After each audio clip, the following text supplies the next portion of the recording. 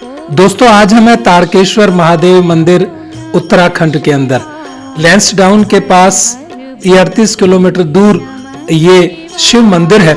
इस शिव मंदिर के बारे में मैं आज आपको शिव भक्तों को खासकर एक जानकारी देना चाहूंगा, तो अगले कुछ पल मेरे से जरूर जुड़े रहें। यदि शिव भक्त हैं और एक शिव मंदिर की जानकारी लेना चाहते हैं तो हम पहुंचते कैसे हैं उसकी पहले मैं जानकारी जरूर दूंगा कि यहाँ हम पहुंचे कैसे हैं। तो कोट द्वार से करीब करीब ये रास्ता आता है, तो कोट द्वार से पहाड़ी एरिया शुरू होता है। 37 किलोमीटर का ये पहाड़ी एरिया है और पहाड़ी एरिया करने के बाद जब मैं रास्ते में उतरा सोचा आपको इस रास्ते के अंदर का भी कुछ नज़ारा दिखा दूं कि यहाँ की सड़क को बहुत ज़्यादा बड़ी चौड़ी नहीं है, काफ़ी रिस्की भी है क्योंकि दो गाड़ियाँ निकलना मुश्किल है। लेकिन यहाँ से जब आते हैं तो ये रास्ते में देखते हैं सारी थकान हमें दूर हो जाती है। और कैब या अपनी बस के माध्यम से भी कोट द्वार से जब आते हैं तो यहाँ पहुँचते हैं, श्रद्धालु पहुँचते हैं। और जब यहाँ पहुँचकर मेन मकसद यहाँ पे आने का जो होता है कि हम एक शिव की आराधना जहाँ हम करते हैं तो शिव मंदिर की जानकारी भी जरूर लें। तो यहाँ पर हम पहुँचे हैं जहाँ पर हम अपनी गाड़ी को पार्क करते हैं, तो उल्टे हाथ की तरफ देखें, यहाँ पे हमने गाड़ी लगा दी। अब इसके बाद आप बड़े ध्यान से सुनना क्योंकि 7-8 मिनट ये मैंने जानकारी इकट्ठी करी है, तो जानकारी आपके साथ भी साझा करते हैं। धीरे धीरे यहाँ से उतरना है हमें, और क्योंकि ये जब नीचे उतरेंगे करीब 700-800 मीटर हमें उतरने में तो आसानी है क्योंकि हम चले जाते हैं। अब ये जो है तारकेश्वर महामंदिर है, ये सिद्धपीठ इसे कहा जाता है और यह प्लास्टिक एरिया, यहाँ बिल्कुल प्लास्टिक अलाउड नहीं है। और ये प्राचीन मंदिरों में आता है, करीब करीब 1500 साल पुराना इसे मंदिर कहा जाता है। और यहाँ पे अभी तो आपको सुनसान लग रहा है, थोड़ा सा भक्त कम है, श्रद्धालु, लेकिन सोमवार को तो भक्त आते ही हैं। और जब महाशिवरात्रि होती है तो मैंने पता किया करीब 10 किलोमीटर दूर जहाँ से मैंने बोर्ड दिखाया था वहाँ से पैदल आना पड़ता है।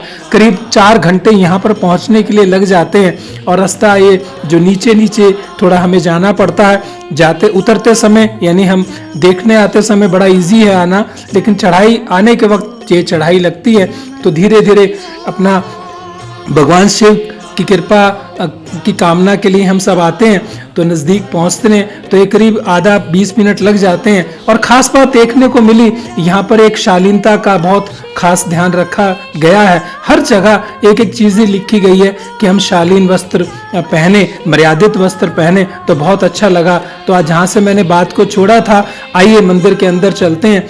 और जब मंदिर के अंदर चलते हैं तो देखते हैं कि चारों तरफ ये घंटियाँ लगाई हुई हैं और घंटियों वाले मंदिर तो देखते हैं, बट यहाँ भी बाबा की शरण में, भोले बाबा की शरण में जो लोग आते हैं अपनी मुराद पूरी होती है तो यहाँ पर घंटियाँ जरूर बांध देते हैं। बाबा को अर्पित है, भोले बाबा को ये घंटियाँ समर्पित हो जाती हैं और गुणगान करते हैं एक आवाज़ में कि भोले बाबा आपका शुक्रिया। अब यहाँ फिर देखें अगेन 10 जगह में ही लिखा है कि आप शालीन वस्त्र पहने। बड़ा शांत एक वातावरण है, चारों तरफ देखें, चीर के ताड़ के पेड़ लगे हुए, इनकी जानकारी मैं पूरी दूंगा। पहले ये मंदिर को आप अच्छे से थोड़ा सा देखें।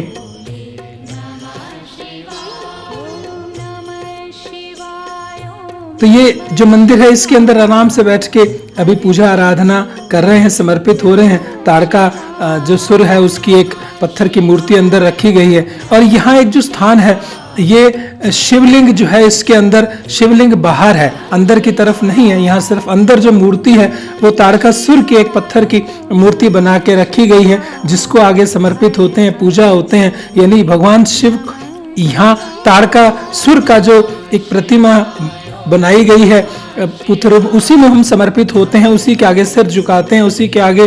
और जब कहते हैं शिवलिंग कहाँ है, तो शिवलिंग यह पहला मंदिर शायद मैं कहूँगा कि जहाँ है भगवान शिव के लिए प्रार्थना आराधना, लेकिन शिव मंदिर जो शिवलिंग है वो बाहर की तरफ है। ये मंदिर के पिछले हिस्से से मैं निकलता हूँ और जब निकलता हूँ तो चारों तरफ देखते हैं देवदार और चीड़ के वृक्षों से सारा ही घिरा हुआ है। भक्ति का, हवा में भक्ति की महक है, एकदम शांत। ये देखें आप कि यहाँ पे शिवलिंग जिसे कहा जाता है स्वयंभू शिवलिंग है, शिवलिंग बाहर की तरफ है जहाँ पर यानी शिव, भगवान शिव ने अपने आप को बाहर रखा हुआ है और अंदर जो है उसकी पूजा करवाई है। यानी भगवान शिव अपने भक्त यानी ताड़कासुर की पूजा करवा रहे हैं। और ये त्रिशूल रूप में एक वृक्ष है जिसको दिखाया गया ऊपर जाके, जिसे कहते हैं कि 5-7 वृक्ष इकट्ठे एक जैसे हो जाते हैं और त्रिशूल का एक निर्माण होता है। तो ये भी एक प्रतीकात्मक है जहाँ पर श्रद्धालु आके इस त्रिशूल वाले पेड़ को भी जरूर देखते हैं। और जब यहाँ से हम बाहर आ जाते हैं तो लिखा जरूर जाता है हर एक बार कि आप शालीन वस्त्र पहने और अपने साथ पानी की एक बोतल भी रखें, क्योंकि यहाँ पानी कई बार कमी हो जाती है। हल्का सा नाश्ता भी रखें। अब मैं आपको यहाँ से जानकारी थोड़ी सी देना चाहूँगा। थोड़ी देर 2-4 मिनट मेरे साथ ध्यान से इस बात को सुने, इस प्राकृतिक सौंदर्य में शिव की महिमा को जो लिखा गया है श्री ताड़केश्वर जी के बारे में, सिद्धपीठ के बारे में। तो मैं उसके साथ साझी करता हूँ कि देवभूमि उत्तराखंड के अंदर बहुत सारे मंदिर और स्थल तो हैं ही, लेकिन बलूत और देवदार के वनों से घिरा हुआ जिसे शिव की तपस्वी कहा जाता है, और ये है ताड़केश्वर भगवान शिव जी का मंदिर। इसके पीछे भी एक बहुत जो पौराणिक कथाएं हैं उसके अनुसार जो बात कही गई है वो कि एक ताड़कासुर नाम का राक्षस था जिसने भगवान शिव की घोर तपस्या की थी, और तपस्या से जब भगवान शिव प्रसन्न हुए तो वरदान मांगने के लिए कहा। और जब वरदान मांगा, उन्होंने कहा कि अमरता का वरदान दीजिए। भगवान शिव ने कहा कि मुझे अमर करिए। तो उसने कहा ये प्रकृति के विरुद्ध है, कुछ और मांग लो। तो जब उन्होंने कुछ और मांगा तो उनके वैराग्य रूप को देखते हुए कहा कि अगर मेरी मृत्यु हो गई तो सिर्फ आपके पुत्र द्वारा हूँ। थोड़ी चालाकी आ गई, उसे पता है कि भगवान शिव एक वैराग्य जीवन व्यतीत कर रहे हैं, इसलिए पुत्र का होना तो असंभव था, इसलिए मैं फिर अमर हो जाऊंगा।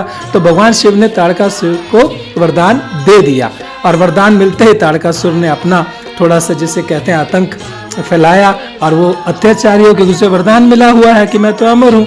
और परेशान होकर देवताओं और ऋषियों ने भगवान शिव से प्रार्थना की और कहा कि ताड़कासुर का अंत कर दिया जाए। और ताड़कासुर का अंत केवल कौन कर सकता था? भगवान शिव।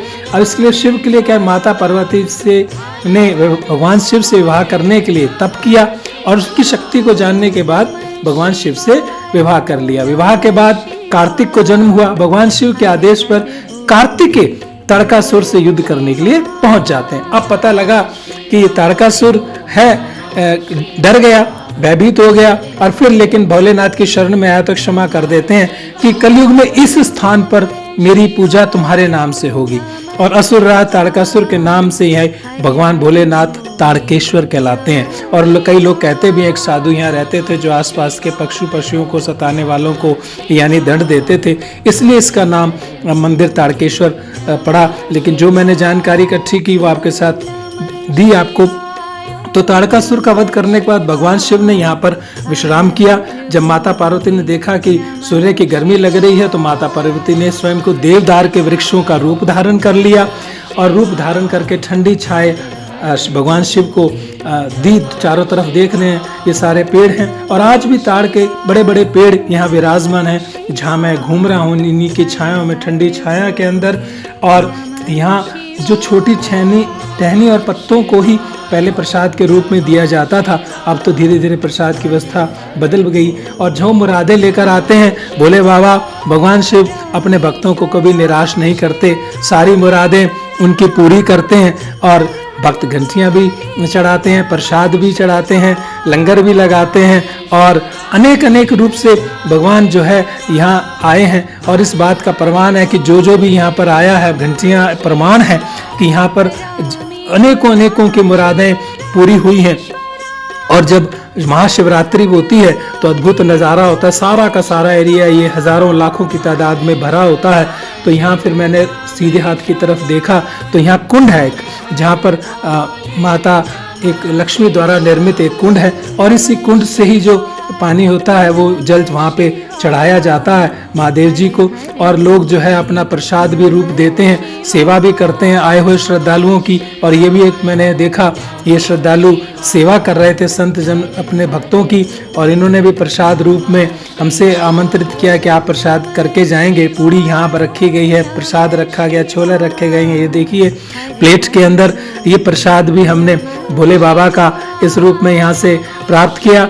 और प्राप्त करने के बाद यहाँ पर एक नज़ारा जो लगता है, ऐसा लगता है कि बस ठहर जाएं। यहाँ पे एक आश्रम भी बना हुआ है, और इस आश्रम के आसपास बहुत सारे बंदर भी रहते हैं जो भोले बाबा के इस रूप में अपने आप को समर्पित करते हैं। रास्ते में जब मैं चला तो गाड़ी को रोका, देखा ये लाल रंग के फूल क्या हैं। पूछने पे पता लगा कि बुरांश का फूल होता है जो उत्तराखंड का एक राजकीय पुष्प है और ये इकोसिस्टम का एक महत्वपूर्ण हिस्सा है। और ये सारे पेड़ गिरे रहते हैं, इसकी चटनी भी बनती है, जूस भी बनता है, स्क्वैश भी बनता है और जैम भी बनाया जाता है इस फूल से। देखो फूल बिखरे पड़े हैं लेकिन इसका यूज देखिए कैसे कैसे किया जाता है। एंटीऑक्सीडेंट है, एंटी इन्फ्लेमेटरी है, एंटी बैक्टीरियल है और सड़क पर पड़े हैं। और इसके मैंने पेड़ दिखाने का प्रयास किया।